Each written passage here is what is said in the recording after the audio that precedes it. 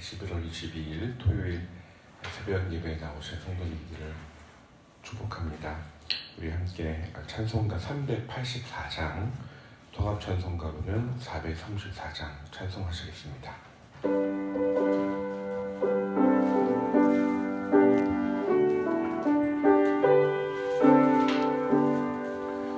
나의 갈 길 다가도록 예수 인도하시니 내 주 안에 있는 긍휼 어찌 의심하리요. 믿음으로 사는 자는 하늘 위로 받겠네. 무슨 일을 만나든지 만사형통하리라.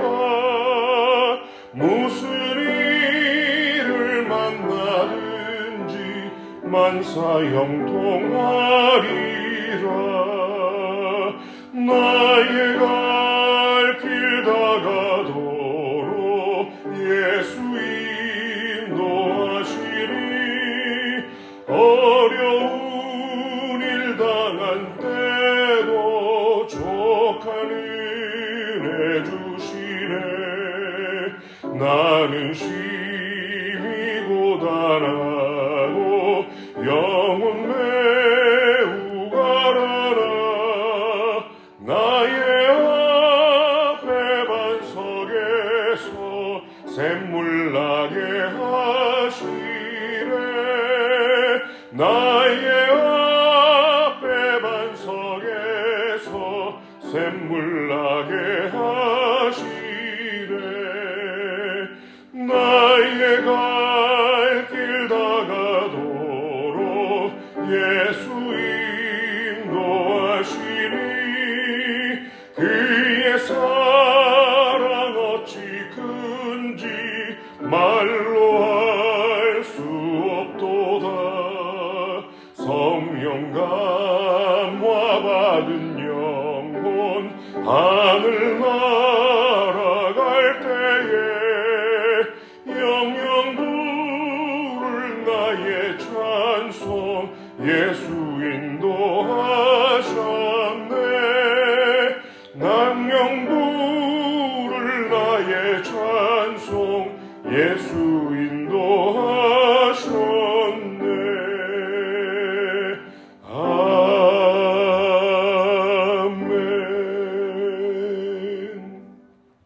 보조찬송가 194장을 함께 드리겠습니다. 보조찬송가 194장입니다.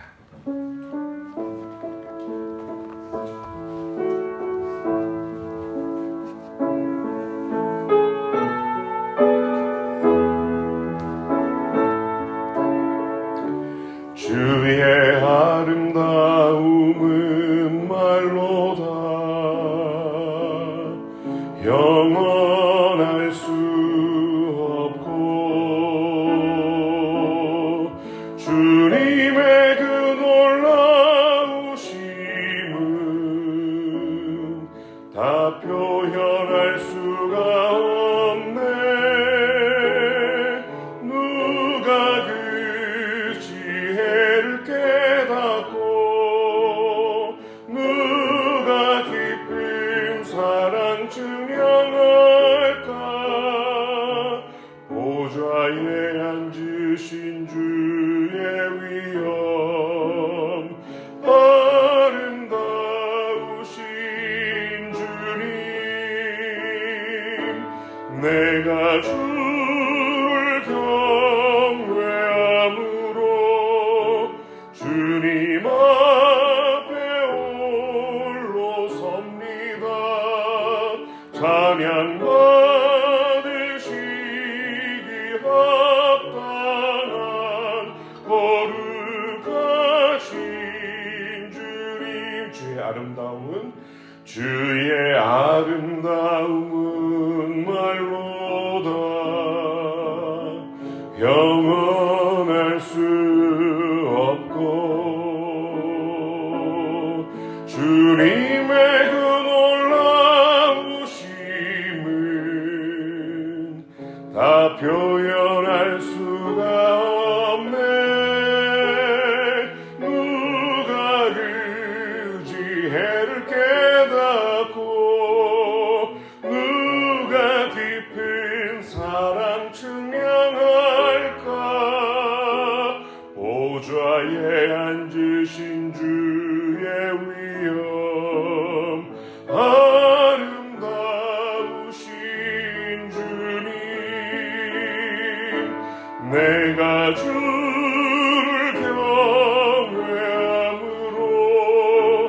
주님 앞에 홀로 섭니다.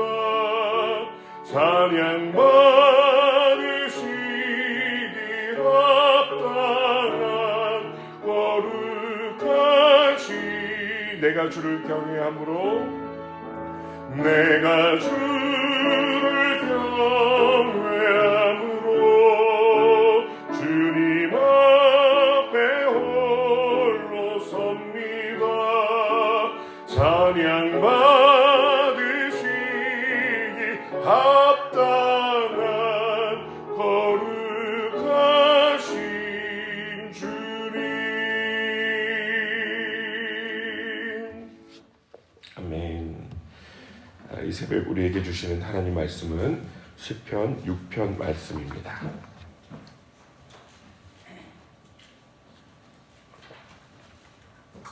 시편 6편 말씀, 저와 여러분이 한 절씩 번갈아 교독하겠습니다. 여호와여, 주의 분노로 나를 책망하지 마시오며 주의 진노로 나를 징계하지 마옵소서.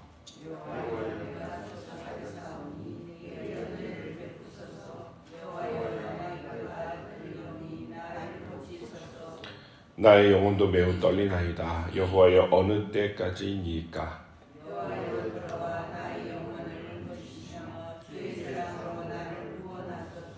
사망 중에서는 주를 기억하는 일이 없사오니 수월에서 주께 감사할 자 누구리이까?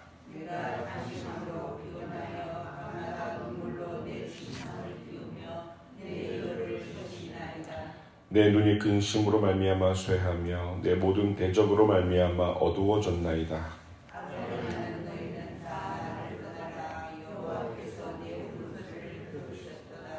여호와께서 내 간구를 들으셨으며 여호와께서 내 기도를 받으시리로다. 내 모든 원수들이 부끄러움을 당하고 심히 떨며 갑자기 부끄러워 물러가리로다. 아멘. 오늘 시편 6편, 오늘 이번 주 1편부터 쭉 달려와서 이제 6편 토요일 본문을 우리 함께 읽었습니다. 7회개씩 7개의 회개하는 시편이 시편 전체 150편 중에 있는데 그 중에 6편이 포함이 됩니다. 다윗은 외적인 고난, 또 내적인 번민과 여러 아픔, 육체적인 질병, 정신적인 번뇌와 곤고함, 쫓기는 그 생명의 위협을 받는 아주 심한 괴로움, 위기 상황 속에서 다가오는 두려움, 이런 것들을 수도 없이 마주하며 살았습니다. 특정한 상황과 어떤 인간관계, 또 나를 대적하고 있다는 그러한 상황들, 이건 굉장히 큰 고통을 주지요. 근데 어찌 보면은 도망칠 수도 있고 회피할 수도 있습니다. 인간관계는 그냥 뭔가 끊어버리거나 결단을 할 수도 있습니다. 그런데 오늘 6편이 말하고 있는 것은 거룩하신 하나님의 진노, 하나님의 그 거룩한 의분, 그 공의 앞에 인간 영혼이 제대로 선다면 그 두려움, 영혼 깊이 파고드는 그 존재적 두려움은 너무너무 큰 것이다. 다른 것에 비할 바가 아니다 라는 것을 깨닫게 해줍니다. 왜 그런가 가만히 묵상해 보니 하나님이 인간을 만드셨거든요.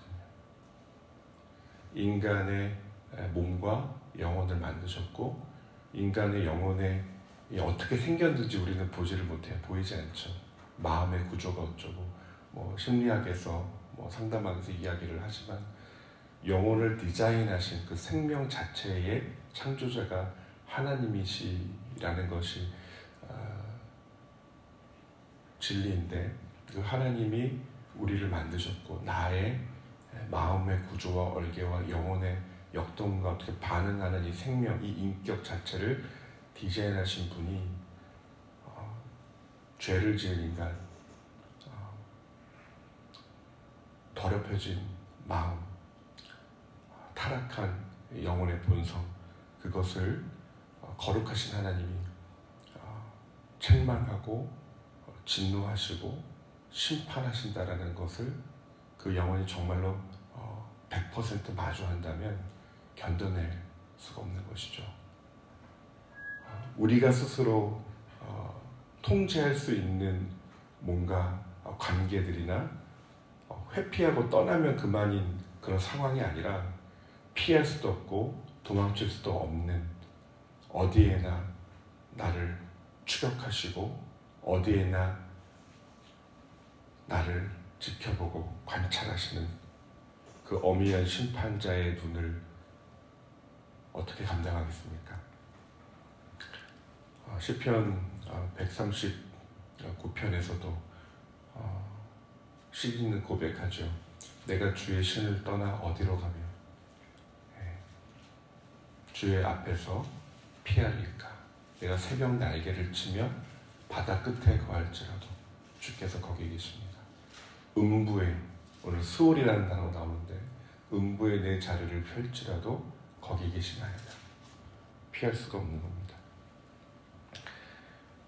심장이 뛰게 하신 분, 호흡을 주어 살게 하신 분, 우리 존재 근원을 떠받치고 계신 분, 그 창조주의 권능이 나를 업지 않고 있게 하셨기에 그분의 엄위한 심판을 진정으로 마주한 영혼은 하나님 앞에 두려워하지 않을 수가 없는 것이죠. 가장 두려운 것이죠. 예수님 말씀하셨죠. 너희의 이 육신의 이 생명을 취하는 자를 두려워하지 말고 능히 영원한 불구덩이에 넣으실 수 있는 분을 두려워하라. 다만 그를 두려워하라. 그러므로 우리는 역설적이고 이중적인 차원에서 이 두려움을 묵상해 보아야 합니다. 먼저 이 두려움을 느끼지도 못하는 자들이 나와요. 하나님의 임재, 그 현존, 다스리심을 거부하는 교만한 자, 오만한 자, 무지한 자이죠. 하나님을 두려워하지 않는다는 것, 하나님을 두려워하지 않고 있어요. 그럼 그 사람이 강한 자입니까? 잘난 사람입니까? 아니죠. 전혀 아니죠. 하나님을 향한 두려움이 없다고 그가 지혜롭거나 안전한 상태에 있습니까? 아니죠. 이 묵상을 하는데 그런 한 전형적인 사람이 떠올랐습니다. 아비가일의 남편 나발입니다. 갈멜 지역의 부유한 사람이었죠. 거칠고 오만한 사람으로 어리석은 사람이라고 성경은 묘사를 합니다. 다윗이 사울 왕을 피해서 도망다니던 중이었죠. 나발에게 도움을 요청합니다. 그러나 나발은 다윗의 요청을 냉정하게 거절하죠. 겁도 없이 다윗이 대체 누구길래 이런 되지도 않는 청을 하느냐고, 자기가 뭐 대단한 줄 안다고 아주 어이없으면서 다윗과 그 부하들을 아주 모욕합니다. 그의 아내인 아비가일이 자신의 남편에게 닥칠 위험을 감지하고 기지를 발휘하죠. 아비가일은 재빨리 음식을 준비하고 다윗에게 남편의 잘못을 고하면서 간절히 용서를 구합니다. 살려달라고요. 다윗은 아비가일의 그 지혜와 태도에 감동을 받아서 나발을 처단하러 가던 그 군사를 돌립니다. 이후 나발은 하나님이 쳐서 죽게 되죠. 그리고 아비가일은 다윗의 아내가 됩니다. 누구든지 나발처럼 하나님의 명령을 거역한다는 것, 저는 이것이 하나의 비유처럼 비유적인 사파로 다가왔습니다. 하나님의 명령, 다윗을 또 주님의 모습으로 투영시켜서 생각을 해본 것이죠. 하나님이 어디 있냐고, 하나님이 뭐길래 나한테 이것저것 시키고 말씀이 뭐냐고, 뭐 자꾸 귀찮게 나를 이렇게 올가매려고 하냐고, 필요 없다고, 됐다고, 복 그딴 거 안 받아도 된다고, 뭐 이렇게 하나님을 인정하지 않고 거역하는 그 마음이 교만이죠, 오만이죠. 성경은 하나님을 모르는 것 자체, 그 무지 자체가 교만이고 어리석은 것이고 하나님을 경외하는 것이 지혜의 근본이다, 지식의 근본이다 라는 것이죠. 하나님의 말씀, 그분의 명을 거역하는 것은 반역이고 배반이죠. 그리고 그 말씀에 불순종하는 것, 그것은 결국은 심판으로 귀결될 뿐입니다. 사실상 하나님의 심판, 그 말씀, 그 명령에 우리가 할 수 있는 것은 순종밖에는 없습니다. 그리고 하나님의 심판 앞에 섰다, 내 죄가 드러났다, 할 수 있는 것은 변명이 아닙니다. 아무 말도 할 수가 없습니다. 그냥 주의 자비와 긍휼을, 그 은혜를, 용서를 구하는 것밖에 없습니다. 하나님의 심판은 엄히하십니다. 하나님은 소멸하는 불이라고 성경은 말하고 있죠. 하나님의 진노를 피할 자가 없다고, 그런 날마다 진노하시는 재판장이시라고 성경은 하나님을 묘사합니다. 극렬하게 타오르는 불, consuming fire, 모든 재료들을 다 태우는 불처럼 모든 만물을 지으신 분이 없게도 하실 수 있는 분, 그 누구도 심판을 견디거나 적당히 모면할 수가 없습니다. 죄의 삭은 사망이죠. 한 번 죽는 것은 사람에게 정해진 것이요 그 후에는 심판이 있으리니, 그 심판은 요한계시록 21장 8절에 의하면 불과 유황으로 타는 못입니다. 영원히 꺼지지 않는 지옥불.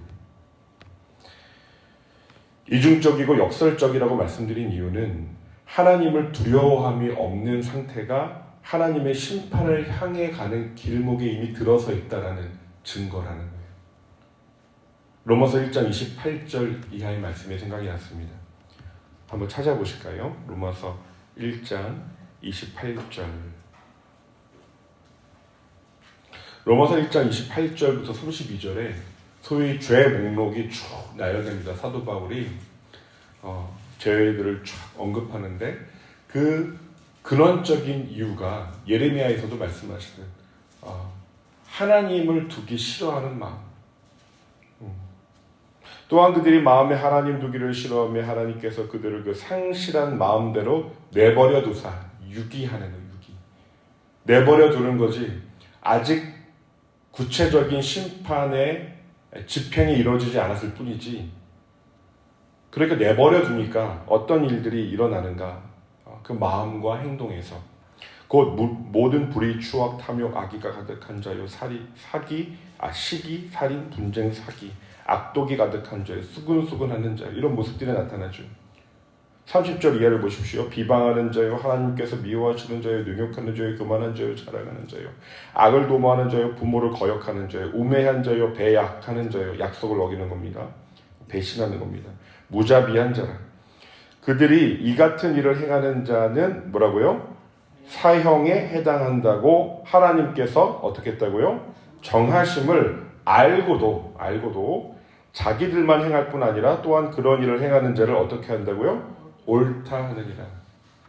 이게 인간의 교만한 모습의 실상이라고 고발하는 겁니다. 하나님의 법정 앞에서 검사처럼 인간 실존은 죄인이다, 하나님 마음에 두기를 싫어한다, 반역한다, 거역한다. 의미심장하고 흥미로운 사례가 되는 것이 하나 더 있습니다. 이러한 죄된 인간의 특징, 소망 없는 죄인, 반역하는 인간의 내적 저항에 대하여 같은 로마서 3장 10절을 보십시오. 10절 이하에 3장 10절입니다. 이렇게 기록합니다. 같이 한번 읽어볼까요? 10절에서 18절까지 우리 쭉 한번 읽어봅시다. 시작. 기록된 바 의인은 없나니 하나도 없으며 깨닫는 자도 없고 하나님을 찾는 자도 없고 다 치우쳐 함께 무익하게 되고 선을 행하는 자는 없나니 하나도 없도다. 그들의 목구멍은 열린 무덤이요 그 혀로는 속임을 일삼으며 그 입술에는 독사의 독이 있고 그 입에는 저주와 악독이 가득하고 그 발은 피 흘리는데 빠른지라. 파멸과 고생이 그 길이에 있어 평강의 길을 알지 못하였고 그들의 눈앞에 하나님을 두려워함이 없느니라 함과 같으니라. 아멘. 거기 성경에 자세히 보시면은 기역, 니은, 디귿 이런 기호들이 있는 거 보이셔요? 성경 본문에 있는 성경이 좋은 겁니다. 거기 보면은 밑에 하단주에 보면은 인용되는 어디서 인용한 거지? 사도 바울이 당시에 그 두루마리를 스크롤을 다 들고 다닐 수가 없어요. 구약 성경, 신약 성경만 있는 게 아닙니다. 신약 성경의 상당 부분이 구약 성경에 대한 해석이거나 직접 인용 구절이 많아요. 그래서 어떤 지금 이름은 생각이 안 나는데 신약의 구약 사용이라는 그 주석책이 3권짜리가 있어요. 이만한 두께로. 신약 성경에서 구약을 어떻게 사용하고 해석했는지를 주석한 거예요. 모든 신약 성경 구절 안에서 구약 성경이 어떻게 반영되고 인용됐는지, 이거는 이 구약의 요 본문에 반영이다라는 것을 해설해 주는 책이 이만한 두께로 3권짜리가 있습니다.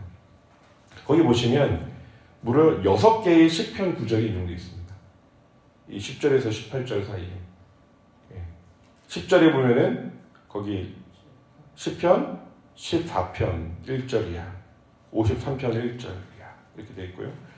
13절을 보면 그들의 목구멍 열린 무덤이, 이거 시편 5편 9절이다. 그 혀로는 속임을 일삼으며, 시편 140편 3절. 그 입에는 저주와 악독이 가득하고, 시편 10편 7절. 그 발은 피 흘리듯 빠르죠. 이건 이사야, 한 절이 이사야고요. 그 다음 18절에 보면은 시편 36편 1절 인용이라고 되어 있어요.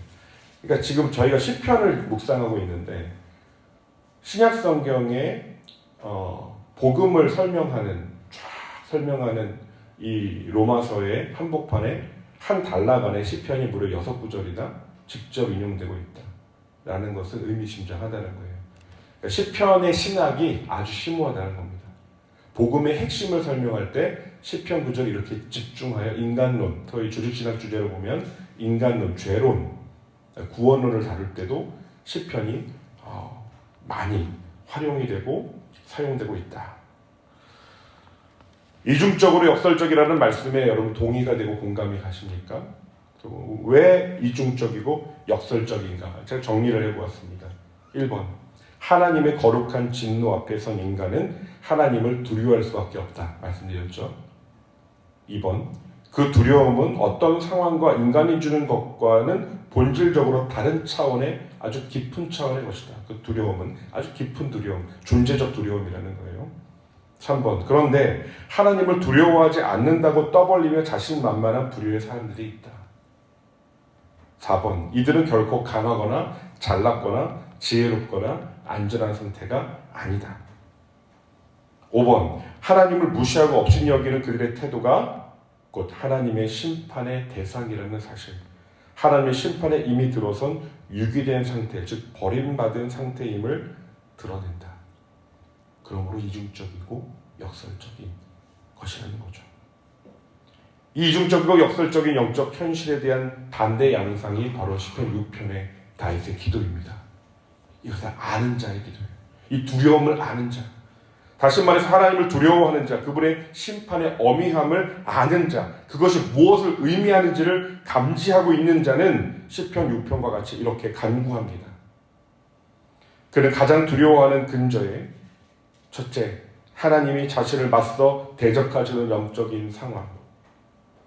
둘째, 그분의 거룩한 분노가 죄를 직시하고 있다는 압도적이고 엄위한 영적 무게.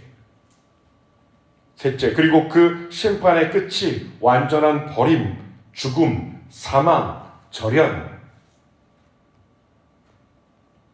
하나님이 주신 생명, 그 영혼, 그 인격, 그것이 하나님께서 버려버린다. 심판하신다. 영원한 형벌로 유기하신다. 끊어버리신다. 절연해버리신다. 이것이 갖는 그 두려움과 공포가, 이 존재적인 것이 얼마나 큰 것인지를 직시하고 직면하고 있다는 겁니다. 우리 주 예수님의 그 겟세마네 기도가 생각이 납니다. 할 수만 있거든 이 잔을 내게서 지나가게 없어서. 그 잔이 뭡니까? 고난의 잔, 심판의 잔이에요. 단지 채찍에 맞고 엄청난 고통입니다. 고난입니다. 가시관을 쓰고 창에 찔리고 십자가에 못 박히는, 벌거벗기지 하늘과 땅 사이에 매달리는 그 수치와 조롱의 그 무서움, 그게 그러다 본질이 아니에요. 예수님이 이 잔이 지나가게 해달라는 그 심판, 하나님의 진노의 잔, 그것의 결국 영원 전부터 영원히 함께 해오셨던 하나님과의 삼일체의 완전한 연합, 사랑의 관계가 깨져버리고 박살나서 버려버리게 된다는 것이 우리는 도무지 상상이 안 돼요. 그 두려움이에요. 그 두려움. 온몸에 가해지는 통증을 가로질러 영혼 전체에 침투하는 하나님의 심판, 그 진노의 잔, 어미한 진노의 그 서슬퍼런 칼날의 대상이 된다는 것. 완전히 버려지는 유기, 죽음, 절연 때문입니다. 다윗은 예수 그리스도의 그 예표적인 인물, 모형론적인 인물로도 평가됩니다. 그의 고백 속에 우리 주님의 탄식을 예견하는 아픈 고백이 깃들어 있죠. 죄인으로서 하나님의 현존 앞에서 느낄 수밖에 없는 그 깊은 영혼의 고통을 우리 주님이 다 겪으셨죠. 히브리서 5장 7절 말씀 제가 읽어보겠습니다. 경청해 보십시오. 그는 육체에 계실 때에, 예수님입니다. 그는 육체에 계실 때에 자기를 죽음에서 능히 구원하실 이에게 심한 통곡과 눈물로 간구와 소원을 올렸고 그의 경건하심으로 말미암아 들으심을 얻었느니라. 이러한 영적인 맥락을 이해하고 음미하면서 오늘 본문을 다시 한번 읽어봅시다. 1절부터 7절 우리 쭉 한번 이 다윗의 마음, 예수님의 마음을 생각하면서 한번 읽어봅시다. 시작. 여호와여, 주의 분노로 나를 책망하지 마시오며 주의 진노로 나를 징계하지 마옵소서. 여호와여, 내가 수척하였사오니 내게 은혜를 베푸소서. 여호와여, 나의 뼈가 떨리오니 나를 고치소서. 나의 영혼도 매우 떨리나이다. 여호와여, 어느 때까지니까? 여호와여, 돌아와 나의 영혼을 건지시며 주의 사랑으로 나를 구원하소서. 사망 중에는 주를 기억하는 일이 없사오니 수월에서 주께 감사할 자 누구리이까? 내가 탄식함으로 피곤하여 밤마다 눈물로 내 침상을 띄우며 내 요를 적시나이다. 내 눈이 근심으로 말미암아 쇠하며 내 모든 대적으로 말미암아 어두워졌나이다. 주님을 믿고 따르는 성도의 삶에 있어서 비탄과 좌절과 낭망하는 일이 생깁니다. 하나님 앞에 죄를 지을 때가 있습니다. 후회되고 수치스럽고 아픕니다. 괴로운 밤을 보냅니다. 그런데 역설적으로 여러분, 그런 아픔과 고통과 영혼의 떨림과 책망과 두려움을 감지하는 것, 그것이 하나님의 자비와 긍휼을 이같이 구하게 되는 영적인 동기가 된다는 점에서 그 또한 그러한 괴로움과 수치와 하나님 앞에서 느끼는 두려움과 이 감지되는 영혼의 떨림, 그 자체가 역설적이게도 두 번째 역설입니다. 하나님의 은혜의 선물이라는 거예요. 통증이 느껴지는 게 은총이라는 거예요. 아무것도 안 느껴지고 난 안 아파. 나병인 거예요. 영적 나병인 거예요. 죽은 거죠, 신경이. 고통 중에 하나님 앞에 진실하게 반응하는 것, 경외하는 법을 알고 있다는 것, 내 영혼이 하나님을 경외하고 있다는 것, 내가 주를 경외함으로 주님 앞에 홀로 섭니다. 예배한다는 것, 하나님을 떨며 사랑하는 게 무엇인지를 알고 있는 우리 영혼의 상태가 너무너무 다행이고 그게 얼마나 행복한 건지를 이 새벽에 깨닫기를 축원합니다. 상한 마음으로 주 앞에 나갈 수 있다는 것, 이전보다 더 깊이 십자가를 묵상할 수 있다는 것, 그 사랑을 깨닫게 된다는 것, 어마어마한 은혜라는 것. 그래서 시편 6편은 절망에서 끝나지 않는다. 절망에서 끝나지 않고 소망과 회복으로 나아간다는 것, 이게 영적인 결론이죠. 영적인 비결이고 하나님의 구원이죠. 이 절망에서 기쁨으로 전환되는 동이 터오른 아침의 빛과 같이 이 영적인 하나님의 계획, 섭리, 구조를 우리는 경험적으로 알고 있습니다. 이 절망의 깊이를 모른다면 이 회복의 높이, 회개의 높이도 모르는 겁니다. 회복의 높이를 모르는 거예요. 이 괴로움의 무게를 모른다면 이 영광의 무게, 이 괴로움을 압도하고 밀어내는 영광의 그 능력, 하나님의 구원의 그 회복의 그 무게 또한 모릅니다. 그러므로 종교개혁자 장갈뱅이 기독교 강요에서 이렇게 말합니다. 하나님 인식은 나의 인식의 깊이에 비례한다. 또한 하나님을 알수록 나 자신을 알게 된다. 이 두 가지는 어떤 상호적인 것이다. 역동적으로 엮여 있다는 것을 이야기합니다. 여러분 8절을 보십시오. 악을 행하는 너희는 다 나를 떠나라. 여호와께서 내 울음소리를 들으셨도다. 하나님이 내 기도를 들으셨다. 하나님이 나의 소리에 귀를 기울이셨다. 나를 참소하고 정죄하는 악한 자들아 나를 떠나라. 하나님이 들으시고 내 앞에 계신다. 또 9절에서 한 번 더 고백합니다. 여호와께서 내 간구를 들으셨으며 여호와께서 내 기도를 받으시리로다. 이 반전과 역전의 현실을 확인하게 되는 것이죠.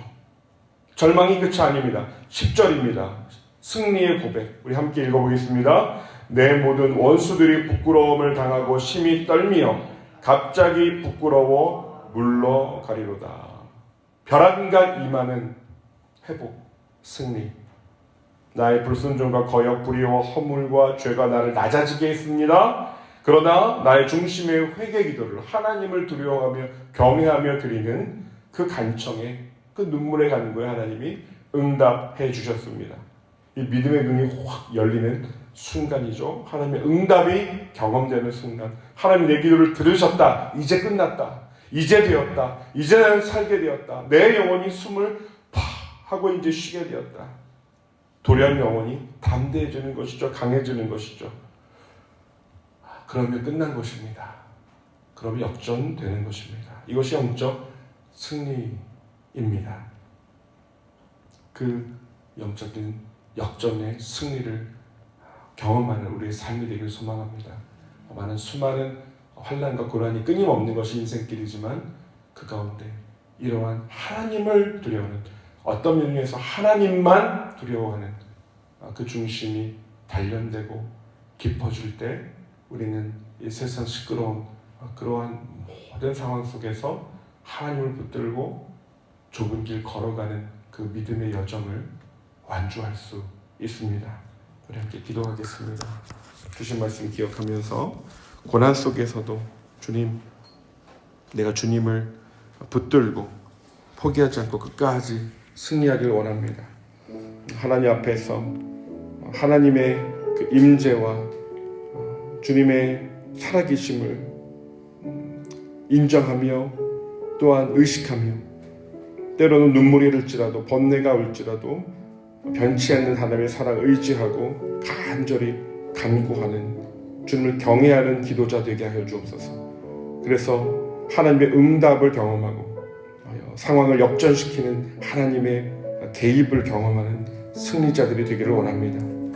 오늘 토요일입니다. 주일 드려지는 모든 예배 가운데 또한 말씀 전하시는 목사님과 모든 그 보서 예배들, 시니어부 예배들 가운데 주님께서 함께 하시고 성령 충만으로 임하여 주시고 하나님의 임재, 거룩한 하나님의 영광이 빛나는 예배들 되게 하여 주옵소서. 성도들이 그 은혜와 사랑으로 평강으로 회복되게 하여 주시고 하나님을 경외하며 나가게 해달라고 함께 기도하며 나가겠습니다. 기도하겠습니다.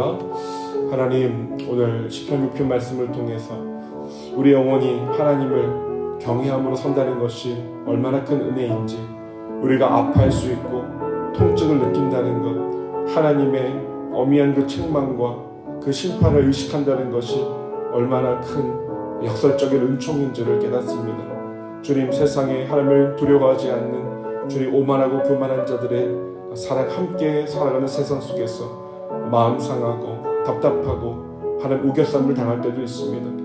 그러나 그 모든 것 가운데 오직 하나님만 의지하며 하나님을 바라보며 하나님 날마다 기도로서 주님의 응답을 경험하고 함께 하신 하나님, 나를 회복하신 하나님을 주님 찬양하며 걸어가는 주님 믿음의 백성들, 주님의 제자들, 성령의 사람들 다 되기를 원합니다.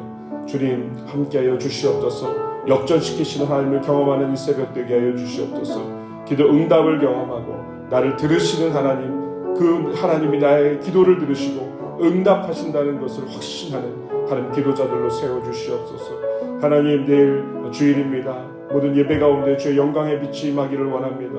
하나님, 세상 근심 걱정 다 성령의 강 가운데 흘러 쓸려가게 하시고 주님의 은혜 가운데 회복되고 하나님을 경외함으로 서며 주님을 찬양하는 하나님 충만한 예배, 모든 예배를 다 되게 하여 주옵소서. 말씀 전하시는 목사님 주님 붙들어 주시고 강건케 하시고 담대하게 하시고 주의 말씀만이 하나님 온전히 하나님 주님 성도들의 심령을 회복하며 치유하며 하나님 주님 담대하게 하며 주님 아름답게 비춰가는 주님 놀라운 말씀의 역사들이 하나님 주일 예배, 모든 교육부서의 예배, 시니어 예배 주님 나타나게 하시고 주님 역사되게 하여 주시옵소서. 주님, 그래서 우리 성도 공동체가 하나님을 진정으로 예배하는 성령 충만한 하나님의 공동체로 빚어지는 은혜의 주일 되게 하여 주시옵소서. 거룩하신 아버지 하나님, 시편 6편의 다윗의 기도가 우리의 기도가 되기를 원합니다. 하나님을 경외하고 하나님을 두려워하며 약해지고 엷어지는 이 시절에 하나님, 우리 안에 회개가 회복되게 하시고 하나님을 경외하는 그 여린 떨림, 그 중심, 그 순전한 영혼의 반응이 회복되게 하시고 그 감각이 돌아오게 하시고 그것이 얼마나 큰 은총인지 그 하나님의 회복과 하나님의 만지심이 얼마나 깊이 다가오는지 하나님 경험하는 우리 모든 삼덕의 성도들 되기를 원합니다. 주님이 내 기도를 듣고 계신다. 내 기도를 들으셨다. 이것이 승리임을 고백합니다. 주님이 나와 함께 하신다. 이것이 진정한 용기와 담대함을 주는 하나님 놀라운 역사임을 주님 깨닫습니다. 주님 함께하여 주옵소서. 주님 승리하는 이 새벽 되게 하시고 오늘 하루도 주님과 동행하며 살아가게 하여 주시옵소서. 예수님의 이름으로 간절히 기도드리옵나이다. 아멘.